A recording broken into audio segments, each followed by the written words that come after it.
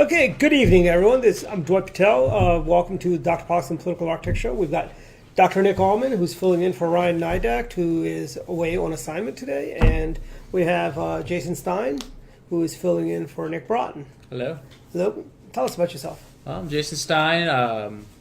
Go to UMBC. I'm a Navy veteran. Worked on the Hogan re-election campaign as a field organizer. I'm the communications director for the state Maryland Young Republicans. I'm the central regional director for the college Republicans. And I'm the political director for the UMBC College Republicans. Dr. Allman. My name is Nick Allman. I live in Bethesda, right near the border of Washington, D.C.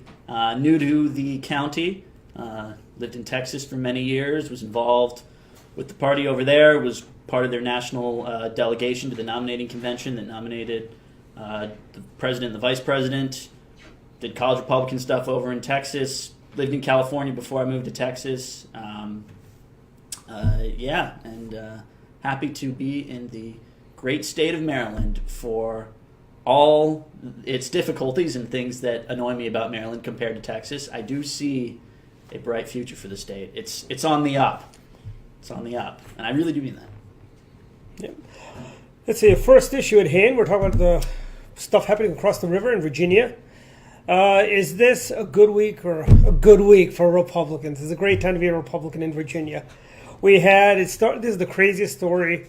The governor started off by apologizing for being in blackface or in the Klan costume on the video, basically years ago when he was in college. And then we have the governor say, "Oh, it wasn't me." Then, "Oh, I did put shoe polish on my face." That was when I was doing a moonwalk contest that he won, as he mentioned, and he was impersonating Michael Jackson. Then we have Lieutenant Governor Justin Fairfax. He's got a Me Too problem. Now, as of Friday, a second woman has come up and accused the lieutenant governor. I understand there's a state delegate that wants to see him impeached. And then we have Mark Herring, who basically admitted to, "I was impersonating a rapper and I did go in blackface." Thoughts, Nick Allman? Well, I guess the temptation as a Republican is to feel a little schadenfreude about this, especially considering the campaign that they ran against our nominee in 2017, where they basically accused him of being a racist and then all this terrible stuff. And then little over a year later, all this comes out with all three of their statewide constitutional officers, governor, lieutenant governor, and attorney general, are now in hot water, and you kind of want to gloat a little bit. Yes, but I feel no joy. I'll be honest. I feel no joy about what's going on across the Potomac. I think it's sad. I think it's tearing apart the state. I think it's hard for a lot of people to deal with this. And the state government in Virginia is failing. Their government is crippled. The state can't be run efficiently anymore, and it's sad. And I don't feel any joy seeing my fellow Americans in a state that's our state's neighbor going through this situation. Even though it's the Democrats that are in trouble, that doesn't make me feel better. I wish this wasn't happening. I really do. I'm going to have to agree as well. I mean, I wish it wasn't happening, but the fact of the matter, it is. So, I mean, repercussions are going to happen. But the big thing I always want to reiterate, especially with Lieutenant Governor Fairfax, I mean, he's only accused, allegedly. We got to make sure to see if he's actually innocent or guilty. We don't want to be a hypocrite and pull what the Democrats did with Kavanaugh. We always have to make sure we get all the facts straight first. I mean, we see how that always happens with the Republican side, such with the MAGA hat kid in D.C., that before all the facts came out, people were ready to lynch him, kill him. I mean, now we got to make sure we aren't the same side doing the same thing. And one thing I always tell college Republicans, I mean, you're young, you're impressionable. People always assume Republicans are going to be the worst people out there. You always got to show them wrong. You always got to take the higher ground no matter what happens, even if you're on the right side. And also, let me just bring this in. Also, if you notice, the media coverage have been really not. If you remember, compare Kavanaugh or any Republican scandal, the way this is being covered. You notice the Washington Post did sad on the Justin Fairfax story, which they knew a year ago. The Washington Post has not, we haven't seen what we saw during Kavanaugh, where all these basically inaccurate reporting. And I'd like to call up our guest who knows media biases better than anyone else, Donald Irvine of Accuracy in Academia. Donald Irvine, tell us about your thoughts on the media coverage comparing this to other Republican scandals. Where, well, I think you know full well. I mean, you've been watching politics for a long time, and that what we see here is just that the media, they had the long knives out for Kavanaugh, just like they had the long knives out for Trump, right? So it's anything like that.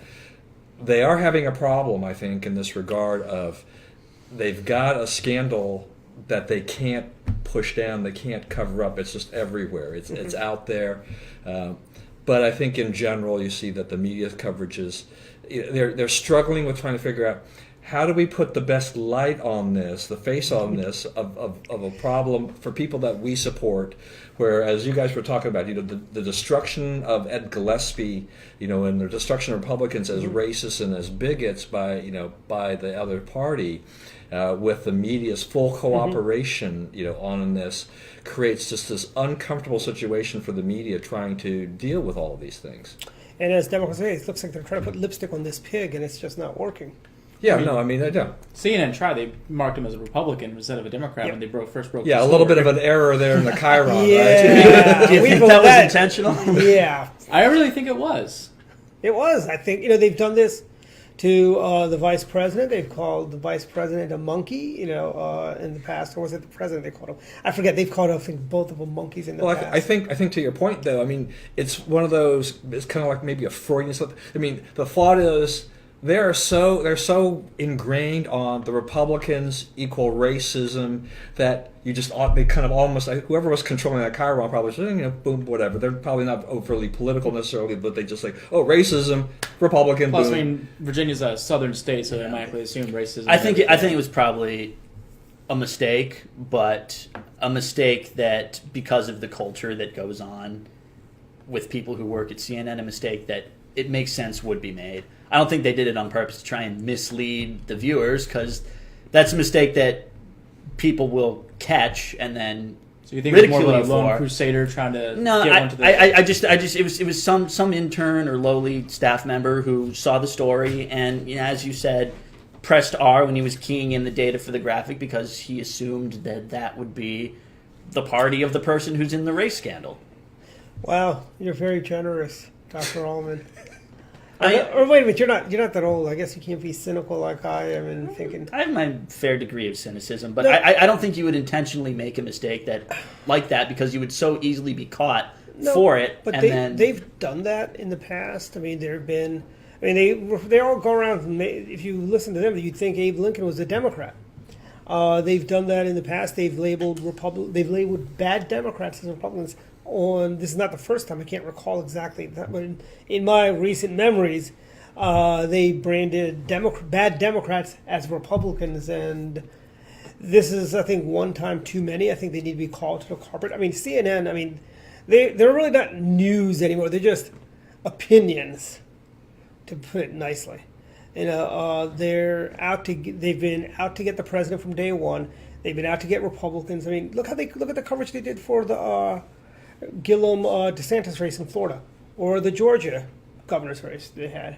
The coverage was so one-sided, praising Stacey Abrams, and there was one commentator on CNN that even said Stacey Abrams is the legitimate governor-elect of Georgia, when we all know she never won. She dropped out, 3 times? Yes. And I think, Dwight, as you know, too, though, in terms of news and opinion, we crossed that bridge a long time ago. This is nothing new. It's just far worse than it was before. As I penned in a column recently that, it all goes back to 60 Minutes and the Westmoreland interview. It goes back to the Tet Offensive or Gulf of Tonkin. Now you're going back way before their time. I know. I can read a book. But the left has pioneered fake news. Has everyone forgotten that Dan Rather dummied up documents to say that Not according to Dan. Yeah. Well, it's the seriousness of the charge, not the authenticity of the documents.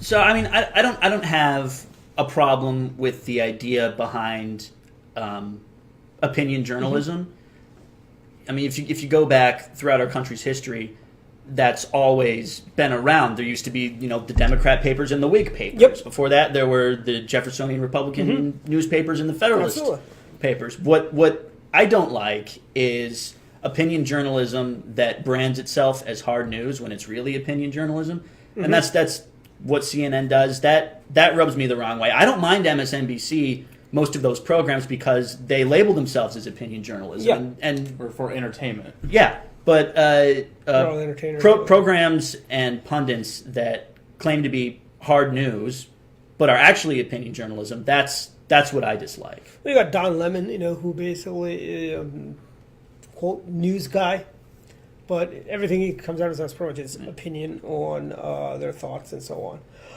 I think one, and then we had, and I think this whole Justin Fairfax stuff. If Justin Fairfax were let's just look at Bob McDonald, former governor, attorney general. We saw the coverage that he got after after they basically did that to, I think, take him out from either running for Senate in Virginia or president, or running for Congress or something like that. And they went after Governor McDonald, and unfairly, in my opinion. I think that they've done that to many people in the past. I mean, they've done that. They've been very unfair to Republicans in Maryland. They did that to Governor Ehrlich. When Governor Ehrlich was governor, the Democrats were dead set against slots. They joked about how the governor wants to fund schools. They call it slots for tots. And then after what's a slot? Slot machines, one-armed bandits. Oh, okay, right. And then we have legalized gambling now, don't we? Yes, that was Governor O'Malley came in, and Governor O'Malley couldn't get slots fast enough for Governor O'Malley. And now they want to, as I tell people, they want to use pot revenue to fund education. What do they want? Pot for tots? That's the Democrat mindset. I mean, it's true though. You get edibles, they'll be eating those anyway. It doesn't rhyme like slots does, though. But pot for tots? Slots is better. We'll get a marketing person out here and make it better. Exactly. Moving on. Thank you, Don.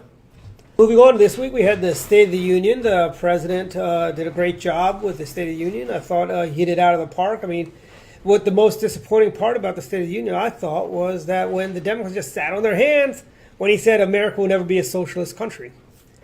That Pelosi did clap, though. Yes, she did. She still got to officially say, yeah, socialism bad, officially, if you push her. And then, but it was a tepid clap. Exactly. And then, what were your thoughts on the State of the Union? Because you watched it live, I didn't. Yeah, I watched it live. The State of the Union's interesting.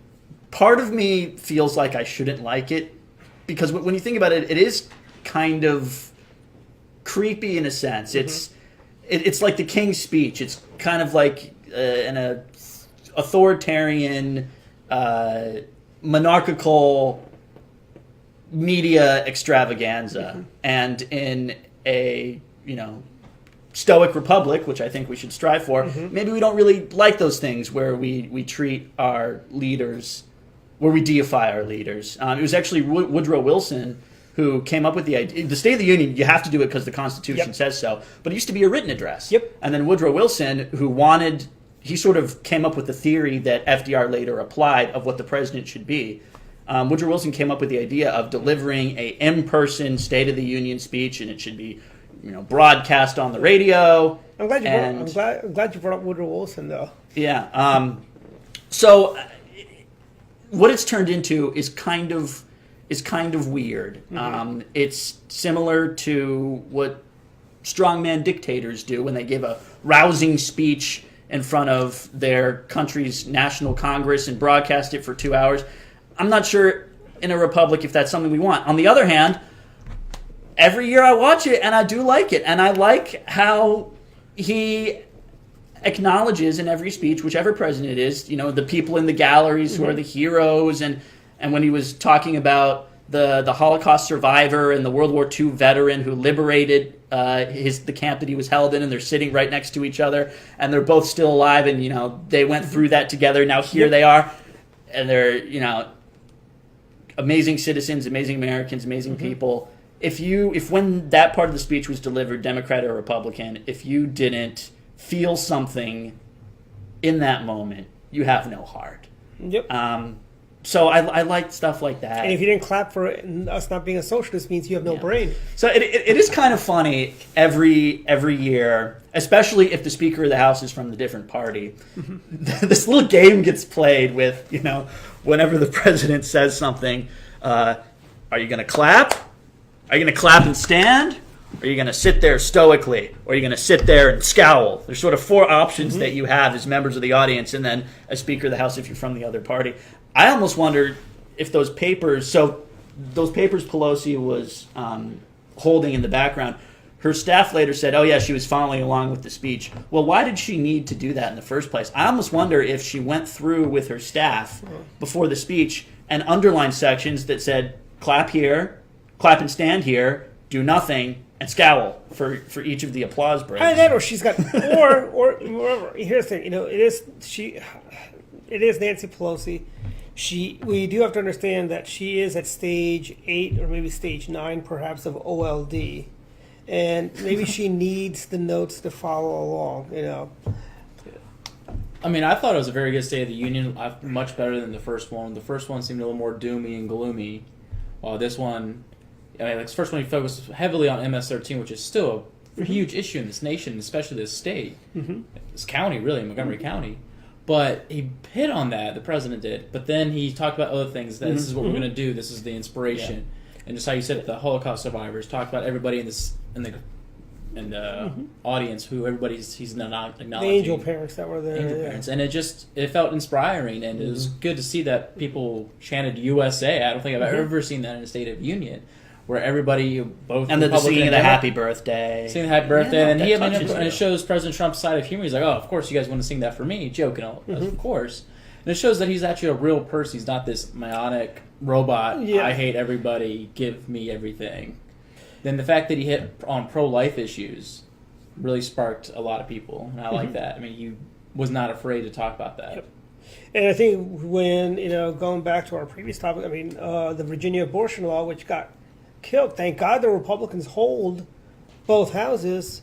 If the Democrats had both houses, this would have gone to the governor's desk, and Virginia would have been New York number 2, where they would have infanticized. Less than a month. So on that topic, for people who are watching that might not know, this is just how crazy our world is. The only reason that the Republicans hold the House of Delegates in Virginia is because a name was drawn out of a hat.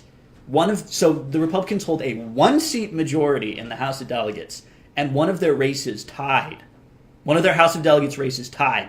Both candidates got 10,500 votes, equal number of votes. So on the first day of session, they drew the winner's name out of a hat, and it was the Republicans, and that's why there's a Republican speaker in Virginia. That's why they have a majority in the House of Delegates. I mean, that could easily drawn out the other name, and then who knows what would have happened. That goes back to why voting is important. Elections have consequences. If you recall, a few months ago, I should say, Taco Bell was voted the best Tex-Mex restaurant in America. Pizza Hut today on National Pizza Day, Pizza Hut has been rated the best pizza in America. What? Yes. See, what about Domino's, man? I know, but proves it. I like Domino's. That's what happens when people vote. I didn't vote, so decisions are made by those who show up, no matter what happens. Exactly. If you want a decision, if you want a voice, make sure you show up. Make your voice heard. Yeah, I'd like to bring up Brad Roars, who is a member of the Montgomery County Republican Central Committee. He's a realtor and a banker. Brad's on his way up. Brad, tell us thoughts about the State of the Union and a little bit about yourself. Sure. The State of the Union, I think, was one of the most inspiring speeches that we've seen from a president, really, in modern times. This is one of the first times I've seen a sitting president go so far out of his way to address the needs of common Americans and tackle the tough issues that just have been put to the side for so long. everything from prescription drug prices to the need for border security to the economic prosperity of every American. It's refreshing to see someone who really cares about making America great again, as well as making everybody from the top to the bottom great again as well. Mm-hmm. And I mean, look at the unemployment. I mean, look at the unemployment numbers, the new jobs creation. I mean, honestly, you have to work at it. If you don't want to have a job, you really have to work at it. That's how great the job market is right now. I don't think it's been this great since President Bush, 43. And I think a lot has to do with President Trump. You know, like him, hate him, but you can't deny the fact that the economy's better, stock market's doing better. We've got more money in our wallets, and jobs are coming back to the United States. Ford just decided they're going to expand their local plants instead of the plant in Mexico. Well, it turns out that Donald Trump did have the magic wand after all. Yes. And remember Barack Obama? Less than 1%? Oh, this is the new normal. Unemployment at 8%? Oh, this is the new normal. And I think that's what we can take from the Trump presidency. We don't have to accept mediocrity.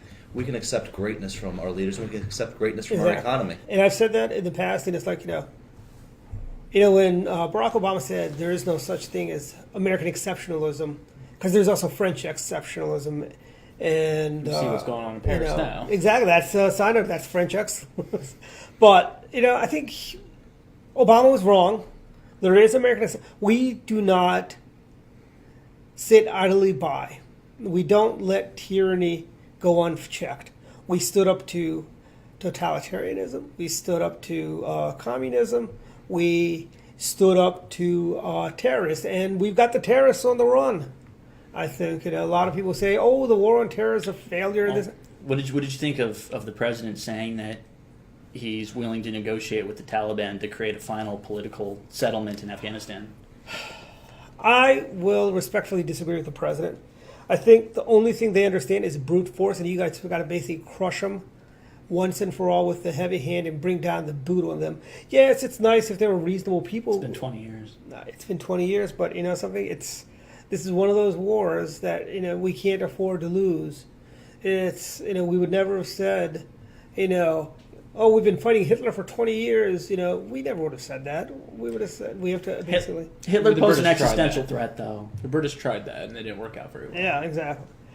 And I think we need, I think really you do need to send a message. I mean, if they're willing to negotiate in good faith, our president's a really smart guy, so maybe he knows something I don't know, And if he's willing to negotiate a peace, and if we could actually enforce that peace, make sure that they don't reconstitute or whatever, I think, since we're talking about disagreement, I also want to disagree with the whole withdrawal of troops from Syria. Well, I was going to ask you, what about North Korea being in Vietnam? Well, North Korea is a little different than the Taliban. President Reagan negotiated with the Soviets, The Taliban, it's more, North Korea is political, more or less, while the Taliban is more about ideologies and how we'll only be happy until you're all dead or you all convert to Islam. While Kim Jong-il does not have we'll fix it. Toi. Anyways, while he doesn't want us all to, be under the Galvin sickle, he just wants to have his spoils and have his luxury cars and Dennis Rodman hanging out with him all the time. That's really all he cares about, his own personal wealth. The fact the way North Koreans, most of them are living under poverty, and he doesn't care about that. He's kind of like the Marie Antoinette of going back to the French. Is the Marie Antoinette? He can say, "Let them eat cake as long as I've got my goodies," But that's my thoughts. Your thoughts on negotiating with terrorists? I don't think we should do it either. Yeah. I think we should. With the Taliban in Afghanistan, yes. Every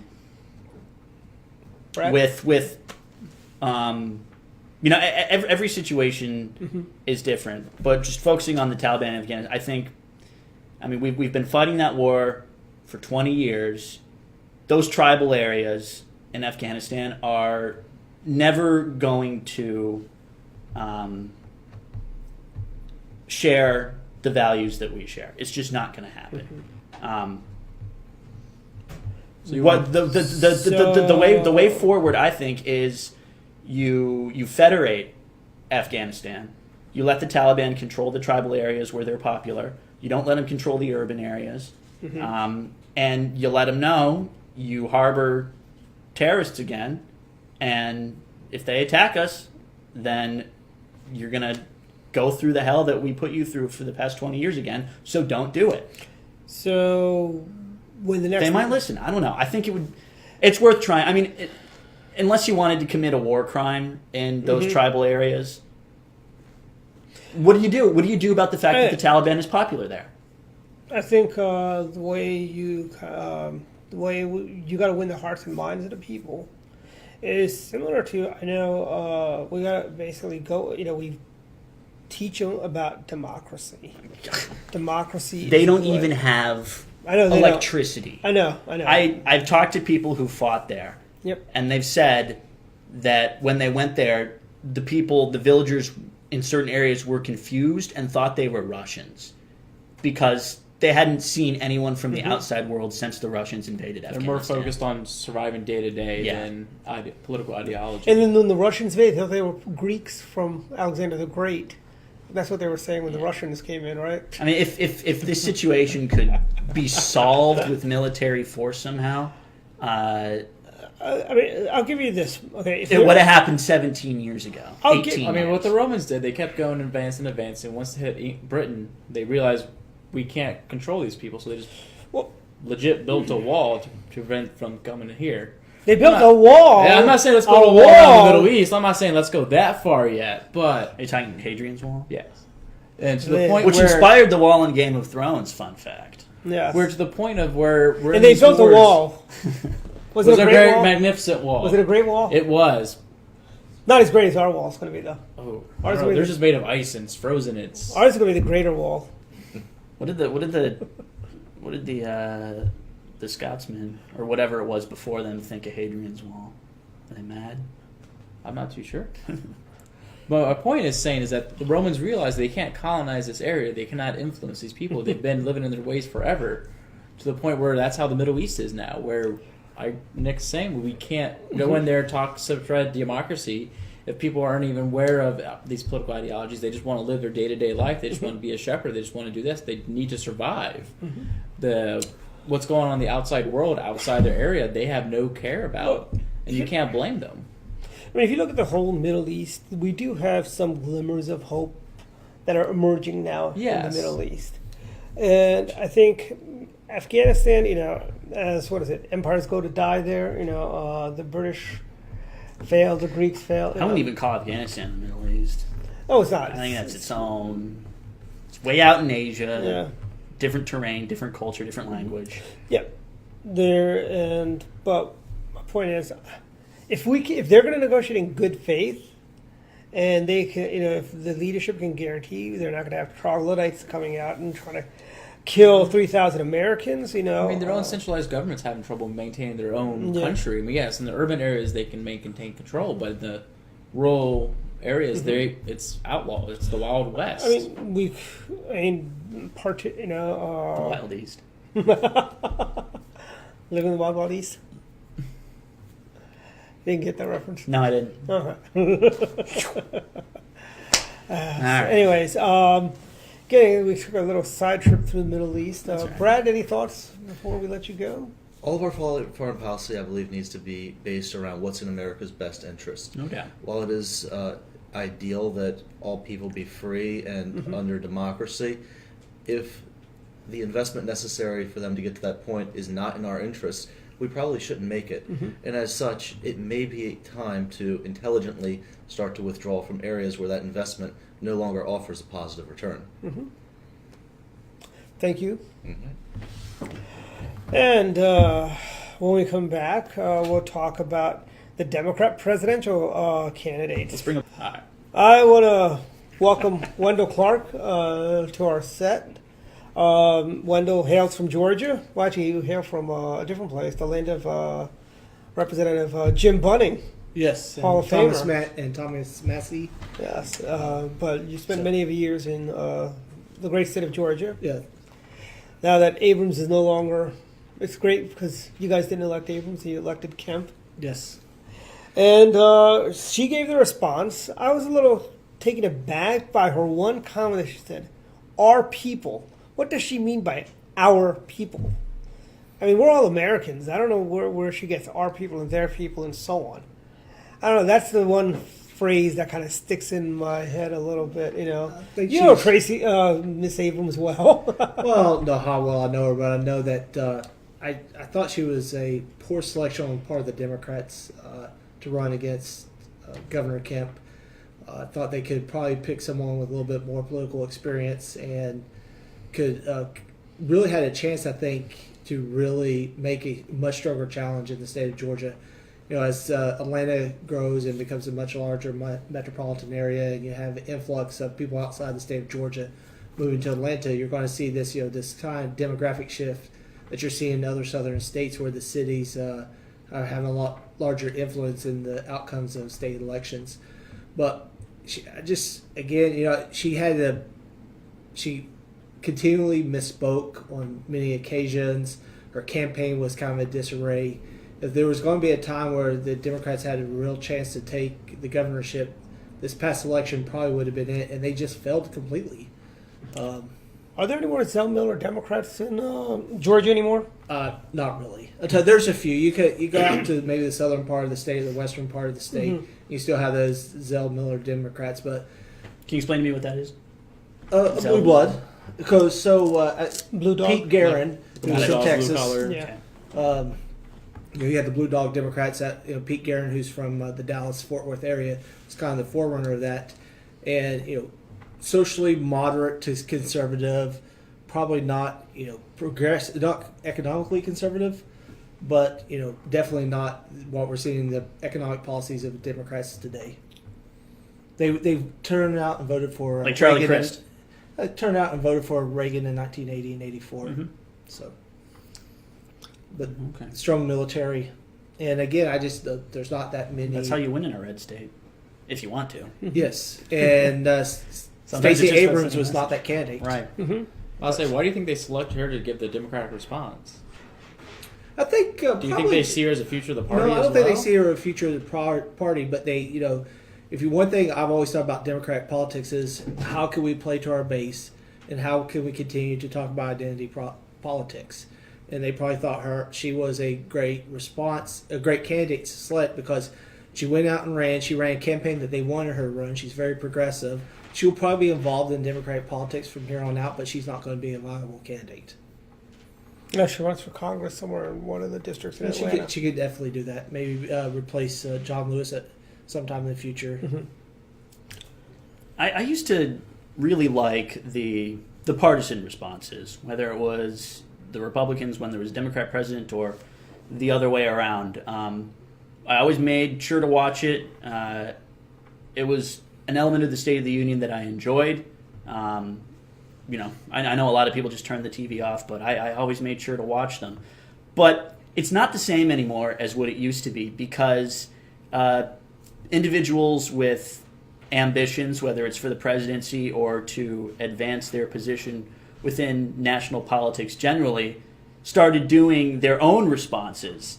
And it's now gotten to the point where, yes, the DNC or the RNC, if the Republicans are in opposition, still pick the official response, but that's now just one out of a handful of several that give a response. Bernie did a response. Yeah. So it loses kind of a little bit of the luster, I think, that it used to have. And I usually watch all of them anyway because I'm interested in this stuff as we all are. But That's why we're here. the official response, it's not the same as it used to be, and that disappoints me a little bit.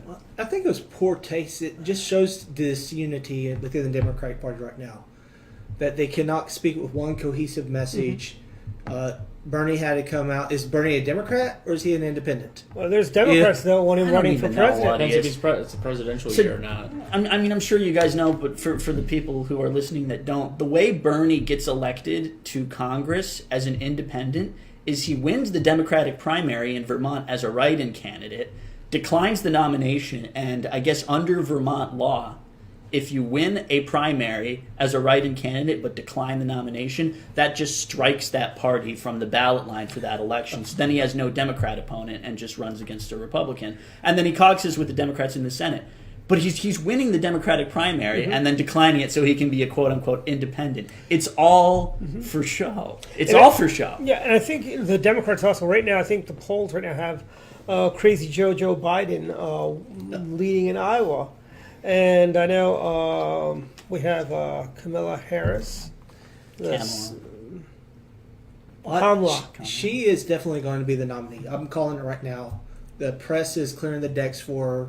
Yeah. I think some of these attacks that you're seeing in Virginia, some recent news, the fact that it came out about Elizabeth Warren and her Texas bar application, I think that the national press is clearing the decks for Senator Harris to be the Democratic nominee. She's going to have the California money coming in. And if you think about the California primary going early, Yeah. that changes everything. that changes everything. And they have the most delegates by far. And Joe Biden may be a reasonable candidate for the Democrats run, but He might be too conservative. He's too conservative. I was about to say, I mean, the party's splitting. He's an old white guy, so they don't want him anymore. Unless you're Bernie. So I think you're 100% right. With California going early, I think if you watch when they start, look and see who the press is attacking. Who they're not attacking is who they're trying to bolster for their nominee. And then we have, who else is running? We got Elizabeth Warren today. She made it official. She's running. She's got her. Also, I've been getting her YouTube ads for a couple weeks now. It's really weird that they're targeting me, but I'll take it. And keep talking. I'm going to look up her campaign song. Okay. She's got a campaign song, official campaign Are you going to sing it for us? No, I'm not. I would not. I'll say yeah, I would because not. her YouTube has been going on for a while, and they're inspirational. I think of making America work for all of us, something like that. I think that's her slogan. I remember, But just who she is, first of all, I just don't trust her as a person at all. That's the big thing. Basically, I think Paul Revere and the Raiders have a song called Cherokee People. That is going to be her campaign song. So if I remember correctly, Rick Perry, when he ran for president in 2016, when he announced, I think he actually had a custom song that some artist wrote for him. You guys should look it up. It's pretty awesome. Like the lyrics were like, Rick Perry's #1, don't take my gun. But I'll tell you this, Rick Perry. And now he's the best Secretary of Energy we've had in generations. But Rick Perry really impressed with his speech that he gave in Charleston when he did his announcement when he ran. I guess that was 2012. And I was really disappointed that he did not do better. I think the media made a mockery of him. It was, and I supported Ron Paul in 2012, but it was going to be hard for anyone to beat Romney in that primary. The team that he put together, the organization that he had was state of the art. I mean, he had a general election campaign that he was running in a primary. That's how well. And remember, we all loved Mitt Romney in 2008 because he was better than John McCain. Honestly, I wish Steve Forbes would have come through or Fred Thompson, but I met Steve Forbes once. Yeah, I met him last year at CPAC. He's a heck of a nice guy. He is a very nice guy. And I met him at a Liberty Con, I think it was, in Las Vegas in 2015. like Comic-Con? No, it's I was thinking like Comic-Con, but for conservatives kind of thing, where everyone's dressing up. That's CPAC. Well, no, but I was figuring this was like in Vegas, so it's a little. So what happens there stays there. Liberty Con sort of bills itself as more libertarian oriented. But a bunch of conservatives go anyway. I mean, do people dress up like the libertarians and conservatives are allies that break. You always see like Ron Paul's and Gary Johnson's. Yeah, and Mike Lee, people like that. And Trump spoke there in 2015, like a week after he announced that he was running for president. It was in that. You know where else he spoke after he announced? Where? At the Maryland Red, White, and Blue dinner. There you go. Yeah, no, it was this weird. So it was one of his first speeches ever, and I was there in the audience. It was this weird, very brief window in between his announcement, but before he shot up to #1 in the polls. Because once he reached #1 in the primary polls, he never dipped below #1 for the rest of the primary season until he was the nominee. But there was this brief period of time where he had announced, but he wasn't #1 yet. and nobody was really sure if he was actually going to be in it for the long haul. And it was just an interesting crowd dynamic. Like, I mean, the crowd was actually very into what he was saying, even there. But we didn't know that he was going to become the political phenomenon that he was at that point. And then fast forward like 3 weeks later, and he's got record-breaking crowds, and he's number one in the polls, and everybody's like, "Wow, this is real." And I know the media right now tries to write off, the president. Oh, yeah, like I remember I spoke over at Montgomery College, right around President Trump's first 100 days. You had this one guy go, "Oh, he's not going to win a second term." You're the same guy that said he wasn't going to win a first term. Yeah. That was probably one of the ones people. I didn't think he was going to win the primary. I thought he was going to drop out by the end of it. I thought he'd be gone by Super Tuesday. I was, I kind of jumped around. I was with Scott Walker, and then I went over to Marco Rubio's campaign. And I've got some Rubio for President pins. If anybody wants them, private message me. I've also got Ted Cruz for President pins. He's gonna run again. Marco Rubio. I wish he'd run for governor in Florida. I think he would have been a great candidate for governor. And governors make better presidents, I think. Executive experience definitely goes a all of long way. Look at our greatest presidents; they've all been governors. But then we have Cory Booker, who's also running. Who? Cory Booker. No, Spartacus. There it is. Again, Who now has a boo, according to Facebook. yes. That's big. It's been big news. Big news. And they're all pushing this green. New who's going to Deal. be first lady if he wins? Yeah, but then they all, like you're about to say, they all accepted the Green Deal. The Green plan. Deal. Do you think they read it ahead of time, or do you No. think? No. Yeah. It's Like the website's taken down now. I'm not sure if y'all have noticed that yet. They did? Yes. The Green Deal. Yeah, the Green Oh Deal my website God. that she put up, it's gone. Oh no, it just crashed because so many people are looking at it. It's crashing. That's what's happening, Or remember, Well, this has been around for 10 years. This came out from San Francisco. Yeah. This has been circling around. This plane's been circulating around the Democratic base for many years. Really, it's been incubated behind the scenes. And so the idea I didn't know that, that. it's part of get on board or you're not going to get the support. And by the way, how is everyone's boat ride into here? Because Al Gore said if we didn't salt, we'd all be underwater. So everyone ever, how the waters pretty choppy out there? Come on, Al Gore was wrong. And so is the new Green Deal. I mean, honestly, this is basically a lurch towards socialism. That's what all the green policy is the new socialism. What do you think is the worst bullet point in it that you saw? it's just unreasonable. Yeah. You can't pick it out. It's I think the no planes, no cows, no cars. It's so crazy. There isn't even a spot to narrow in on and go, whoa, why'd you put that in there? Because in its totality, it is bad. just beyond reason. Obviously, it would never pass a Republican-controlled Senate, and the president would never sign something like that, and they know that. It's easy to throw spitballs when you're in the minority, but to even knowing that it'll fail, you propose bills if you know that they'll fail to send a message. So I get that. Much as I'd like, But is this really the message you want to send? well, here's the thing. Much as I'd like for us to be in the majority forever, but there's going to come a day when the Democrats will have both houses and a president. They're going to ramrod this just like they did with Obamacare. I mean, shove down our collective throats. And here's the thing: if you really, really care about environmental problems, why do we exempt the Chinese and the Indians from taking part in Kyoto? I mean, they've got these exemptions. They're the worst offenders. And if you want the best and easiest way to protect the environment and to keep it clean and healthy is to support private property rights, which is the opposite of socialism. Yep. If you allow people to own their land, they have a vested interest, and allow them to do with what they want with their land. They have a vested interest in keeping it clean and keeping it pristine.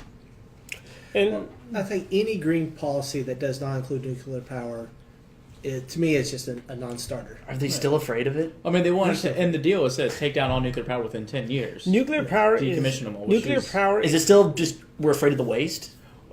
We're just afraid of... Afraid of radioactive Yeah, activity? we're afraid of of what people are uneducated about. Exactly. I mean, here's the thing. Look, the French have been, and the French have been using nuclear power since the 70s and late 60s, I believe. They found a way to take care of their waste. Now, nothing against the French, some of our best friends are French, spark plug. But if the French could figure out a way to deal with the radioactive, don't you think we could figure it out? I mean, we already have deals in plan. Exactly. We just got to pass them. I mean, we have the deals in plan that have been there since the nuclear- 90s. Or just leave it. I mean, build your plants in the middle of nowhere and just leave the waste next door. Look, or we could put It's not rocket science. or we could build a base on the moon and send it to the moon. Okay. Space 1999. All right. But no, seriousness though, Space Force. we basically nuclear power actually checks off every single box Yeah, of the greenies. The only greenhouse emissions it produces is when you build it. Yeah, After that, there's no greenhouse and emissions. they seem to not. They call clean coal technology a fairy tale, and I know people from coal country where they have coal mines. Clean coal technology is a real thing. It's not something made up. It's more than just a coffee filter over the stack. Exactly. I mean, you grew up in sort of coal country, like I did. When you were a kid. And the devastation that's been wrecked by. How is Raceland's economy doing these days with coal restrictions? It's probably booming now, but I mean. Well, no, I tell you, coal is still struggling in the sense that what the damage that was done and the impact, and not even so much damage by regulations in President Obama, but what's probably had the biggest impact on coal is the boom of the natural gas industry. That has replaced so much of in the power grid that it's made coal, for political and for some economic reasons, not as valuable as it was in the past. And it's going to take a lot to really revitalize the Appalachian region coal country. But I think out of all this, and this is kind of a side to get back to kind of the joking nature of some of this, is when one of the big things during the collapse of the coal industry was journalists would come out and say, teach miners to code. Oh, learn to code now. Learn to code. That was the big thing. And even in Patesville and Pikeville, Kentucky, they had these tech communities trying to teach coal miners to code. Well, I don't know if you noticed with the layoffs of BuzzFeed and some of the other. There's been 20 editorial. Yeah, it's now it's not slanderous, but you can get kicked off Twitter if you tell another journalist to learn to code. So I just it gets to this whole strange political. So that's what you climate need to do to get banned from Twitter. Yeah, get banned from Twitter. Tell a journalist to learn to code. That's all you guys. Well, a few more things you can do, but that's probably the easiest thing you can do. Right Yeah. So now. my It's next a few hot tweets are topic. going to be. I'll give you a list of people to tag. Okay. And I think coal and here's the problem. I think one of the problems with Democrats, if they nominate Senator Harris, how do they see the path for her forward? She doesn't win in the Midwest. She wins the big. Okay, you only got a few states that are in play: Florida, Texas. As long as she wins North Carolina, the typical blue states, and she does well in Texas and Florida, and probably they think Virginia will go for her, and she gets one or two states in the Midwest, Wisconsin or Michigan, that Hillary lost. That's just how close this is. Yeah, I know, but I don't see her winning Michigan with her anti-coal green, because those people are already hurting. Cafe standards have wrecked the car industry, and it's coming. The auto industry is coming back, thanks to you, President Trump. And they're going to remember that when it comes to election And time. I think she has a hard time winning in Florida. I don't see her winning in Florida because Floridians are not as goofy as Californians are. I think Floridians, you have that wide corridor, the western part of the state, which is overwhelmingly Republican. Even parts of the upper East Coast, like Jacksonville, like where my home away from home is, Melbourne, Florida. You have Melbourne is in Brevard County, which is the Republicans run every level of power there. They got the congressman, they got the entire county council, their county executive or their equivalent of a county executive, all Republicans. It'll be close though. It'll be. Florida's just such a trip, man. It is. Like, I thought they would have it has more people who live in the state than any other state except for Texas and California, and in the statewide elections, in like every election, it comes down to like less than 1%. Yeah. It's a draw. All those people live there, and it's a draw. It's so crazy. But remember, Marco Rubio, he ran away with it. When he ran for Senate, he ran away with it. In 2016 or 2010? 16. Yeah. 2010 was a nail biter, but, 2010 was weird because But 2010... it was a three-way. Yeah. But and then you have, the Okay. future... but, it's still... that's state. and then we have a state senator from West Virginia, I think that's also running He for president. suspended his campaign. Oh, he did? Oh, okay. Shocker. I don't know why Shock? he was running in the first place. There was a mayor in 1992. The mayor of Irvine, California, ran for president. Larry King used to do an overnight radio show, kind of like Coast to Coast AM, but not as entertaining. And he would have this guy on, and I'm like, who is this guy? He's weird, he was like, we need to raise taxes on the rich. We need to raise taxes on everybody. Everybody should be paying something except the people that are on, people that make less than $20,000 shouldn't be paying any taxes. People make less than $20,000, we're not paying taxes to begin with, even then. That's one thing, and it's the typical Democrat playbook. And I think we win re-election. I really don't see a pathway for the Democrats unless, especially within Virginia, you've got Ralph Northam. If he's still the governor in 2020, good luck, Senator Harris. Running against the president, calling him misogynist and this and that. When You don't think people are able to compartmentalize the governor with the nominee for president? no, not for the most part. I don't What? think that. I don't think that. That doesn't make any sense. I mean, look at these people that voted against good Republicans because they didn't like President Trump in just this last election cycle. In the Congress? Yeah. I mean, look at this. They did not vote for the Republican we had running in, what's his name? Darrell Issa's seat. We should have had that seat. Yes. Diane Harkin. And she was she was no hardcore right of right, She's a nice woman. I've met her. She was basically. She was knows probably, my family. She may have been to the left of Darrell Issa. A little bit. Yeah. And Darrell Issa, then we have, as we were saying, presidential candidates. I don't see a path for any Democrat to win. That's just my humble predictions. Your prediction? My prediction is it's too early to call. You just don't know what's going to happen in the summer and fall of 2020. That's going to be that one dramatic tide that's going to push the election one way or the other. Now, I don't see the U.S. economy in a recession, so I think going in, it's hard to bet a incumbent president with a great economy. And we're not going to have to cook the books this time like the Obamas did. So, Remember Obama? In 2012, they cooked the books to get unemployment up to the point where they took people that were off of unemployment off the rolls. They took people that stopped looking off the rolls. Oh, look, we got 7% unemployment. Yes. We're down to 5%, 4%, whatever it was at. I still don't trust the Fed to kind of meddle within the economy, but I am still not certain that there's not some kind of surprise between now and then. That's, if I had my gut tells me that the Democrats have ran off the reservation and Trump will be reelected. They just can't help themselves right now. And I don't see them fracturing amongst themselves, Your thoughts? Anyone has a chance.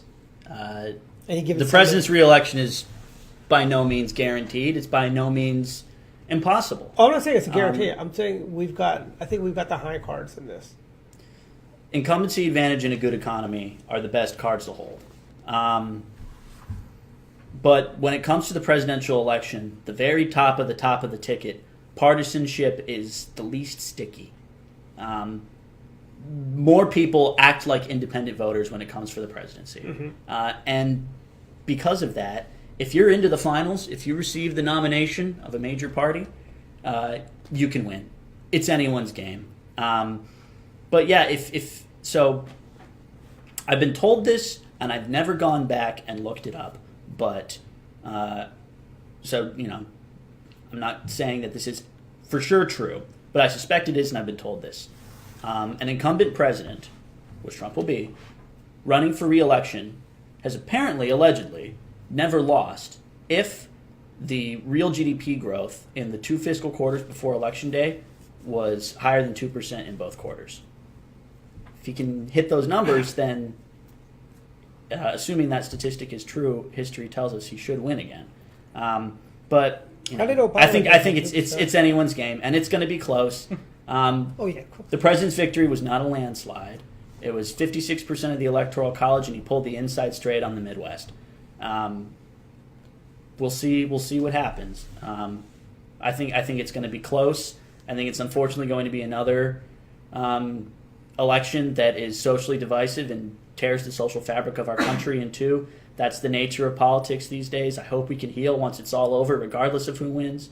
But it's going to be close. It's going to be a nail biter. And if you want your party to control the executive branch come January 20th at noon in 2021, you're going to have to work hard.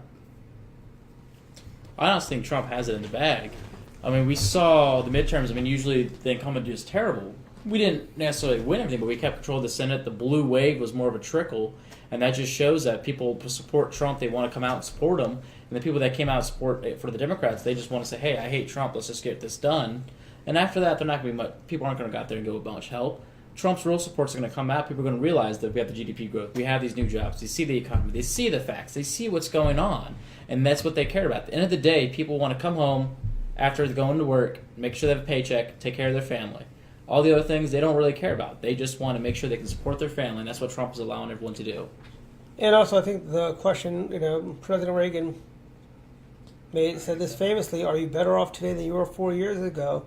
And the answer, that's the question everybody goes in when they go to pull the lever for president or vote or push a dimple or chat or whatever, however we're voting these days, and if the answer is yes, you're going to vote for the party in power. If you say no, you're going to vote, and I think, Obama was an anomaly in my feeling. I don't think he should have won a second term. I think they cooked the books. There was he won, but that was just an anomaly that he won. If it was any other Democrat, I don't see them winning. Romney was just a horrible candidate. Romney's tougher on President Trump than he was on Barack Obama. Exactly. That's the reason President Obama won his second term. Yeah, President Obama was a rock star. He's able to outgo a very charismatic person. Not the best president, in my opinion, but definitely very charismatic. Get the people there, motivate people, and let's get going. And I don't see anybody on the Democrat side who can do that. Yeah. I mean, you have Terry McAuliffe, who probably comes the close, because he's very Clinton-esque, Terry McAuliffe. But no way he gets the nomination. Okay. He's probably too right-wing for the Democrats. And I guess the most relatable person is Elizabeth Warren chugging a beer on New Year's Eve. We all can relate to that, so she's got to have it. And was she drinking Michelob Light? I don't even know. I didn't pay attention that much. I know some they were talking about how. But I thought it was funny, like in the video, when her husband came by, it's nice for you to be here. I'm like, that's where he lives. It's where else would he be? Well, if it was thanks for being at your house. Hey, if it was Bill and Hillary, would be a different answer. So now moving on to our fun free-for-all area. Let's just real quick. We all live in the great state of Maryland, except Wendell, who lives in the state with the Democrat governor. And yes. The Democrats. Well, we have a Republican governor in Maryland. You live in Virginia? I live in Virginia. And sorry.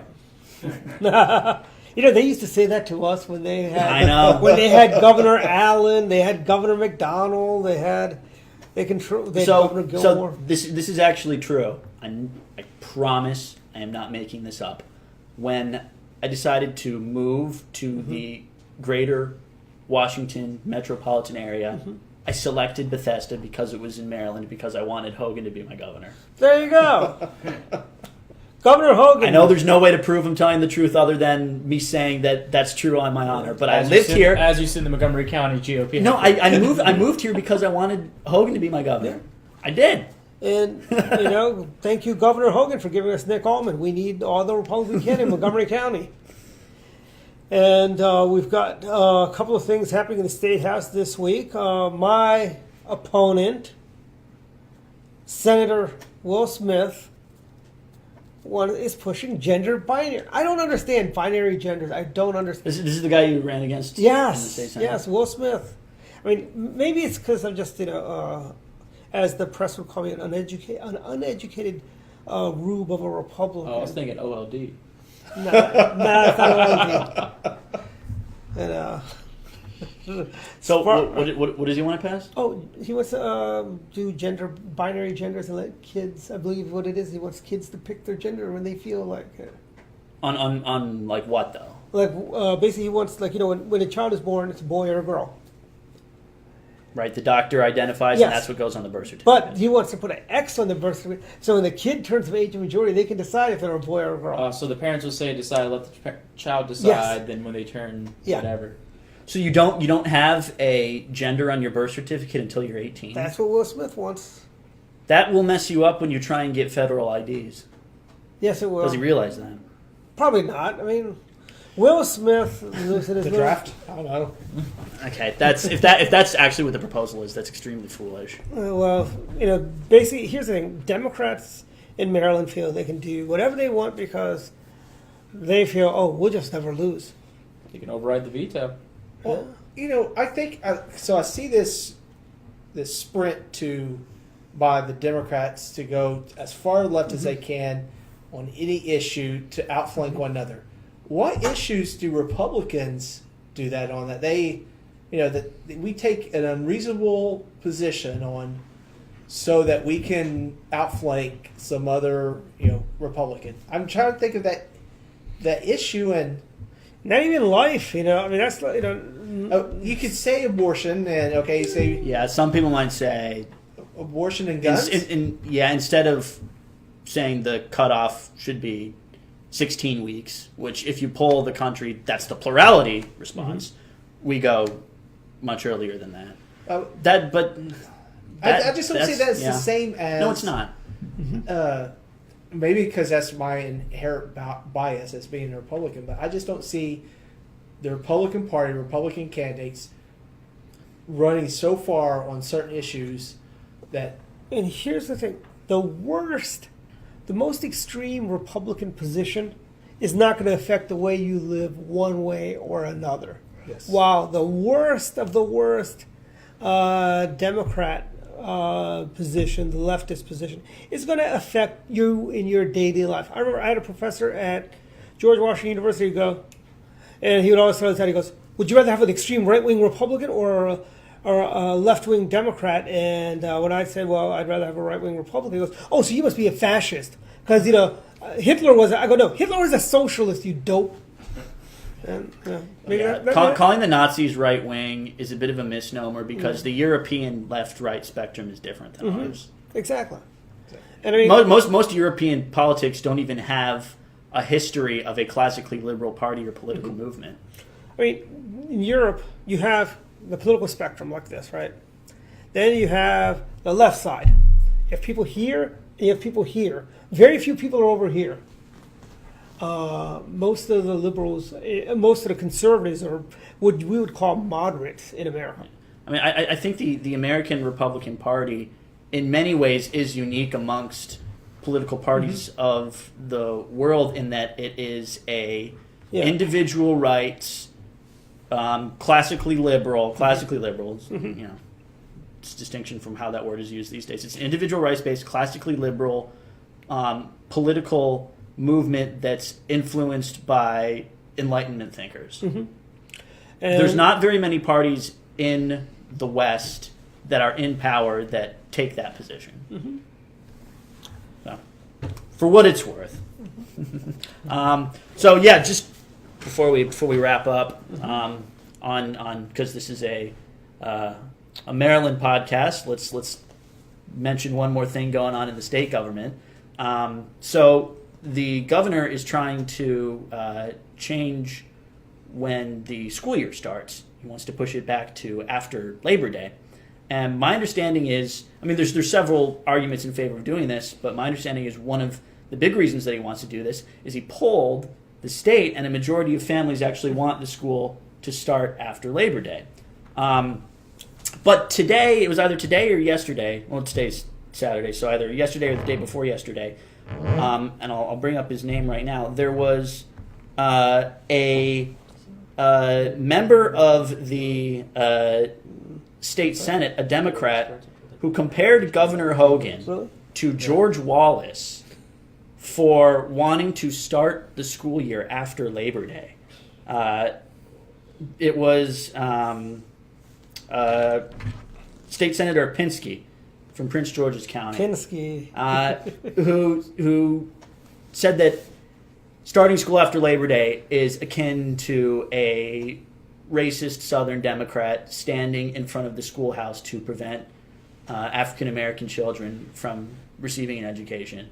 I mean, I don't know how far removed from the real world do you have to be for a thought like that to not only enter your mind but then be articulated. Starting school after Labor Day is comparable to what George Wallace did. That's insane.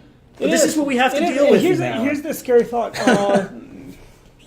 Senator, would you say Pinsky? Yeah.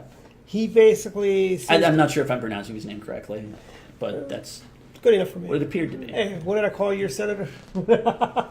Good enough for me. Anyways, end of the day, okay, Maryland. I graduated high school in 1989. It wasn't until about 93 when they started opening school, a little bit before, before Labor Day. Schools have only been opening before Labor Day for less than 30 years in the state of Maryland. For the vast majority of the time, with myself, when I was in high school, maybe even what's this here from Maryland?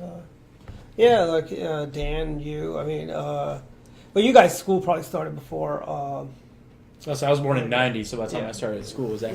Yeah. I went to elementary school in California, and All your schools started after Labor Day. Yeah.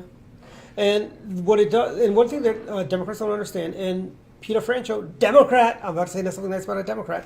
Peter Franchot understands the economics of starting school after Labor Day. What happens is, Ocean City, you have a lot of kids that work as lifeguards and so on.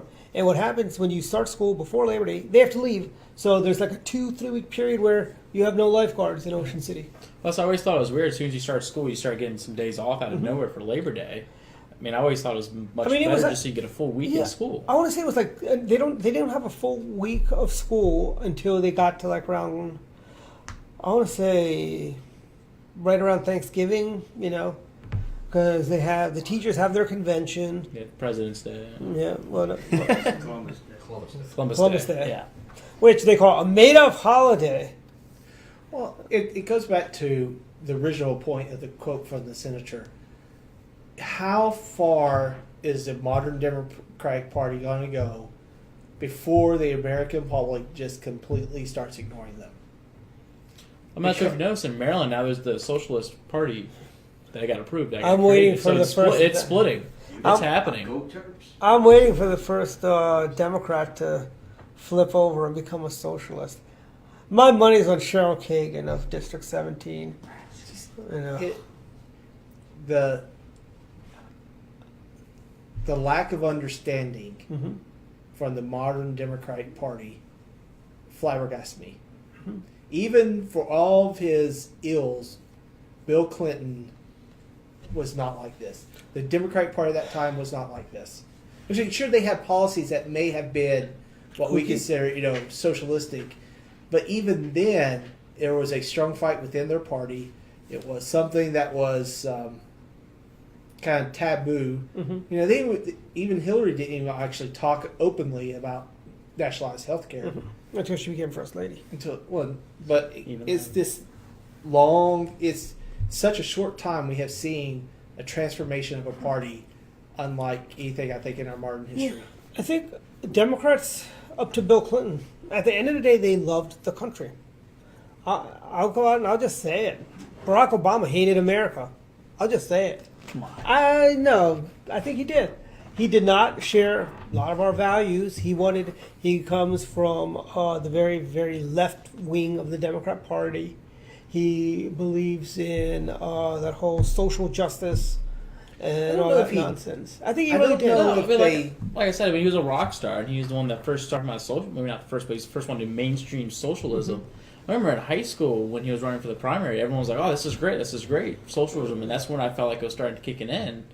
Then when I joined the Navy, I didn't really pay too much attention or talk to anyone who was really politically active. And then I started going to UMBC, and it feels like that's the new hip thing now, is let's be a communist, let's be a socialist. And the idea of communism and socialism to me means something completely different to everybody else when I'm there, and it just feels like I'm in a different world now. And before I get to final thoughts, I want to give you my final thought on that whole thing. The fact that kids think socialism is a cool thing, it speaks a testament to failure of the education system. Blows my mind away. The fact that kids think it's cool to be a socialist. They'll wise up. Final thoughts. I'll say we just got to keep strong, get ready, and support President Trump, whatever he does, and just keep going fighting. Wendell?